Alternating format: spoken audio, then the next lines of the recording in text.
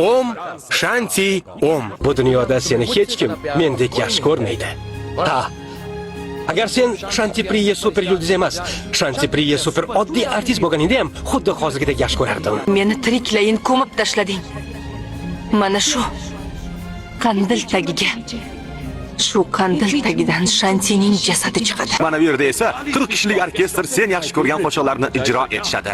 Mana bu yerda katta favvora bo'ladi. Undan suv emas, shampan vinosi oqib turadi. Buyuk sulola filmida Anarkali rolini Matxubal emas, Bela Mahiji o'ynagan bo'lardi. Biz hech nimani isbotlay olmaymiz.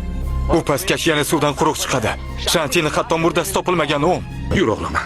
Bu kecha sen podshohsan. Mehmonlar seni kutib turishibdi.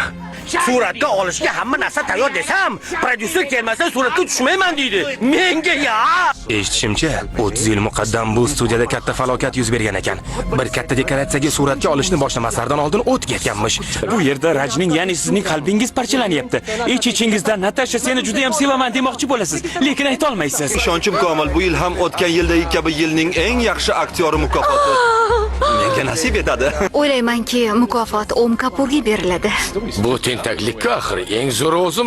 O'ylaymanki, menga berishadi. Om va men. Bu gapni kameraga aytib bo'lmaydi. Biz qalin do'stmiz. Om Kapur va men.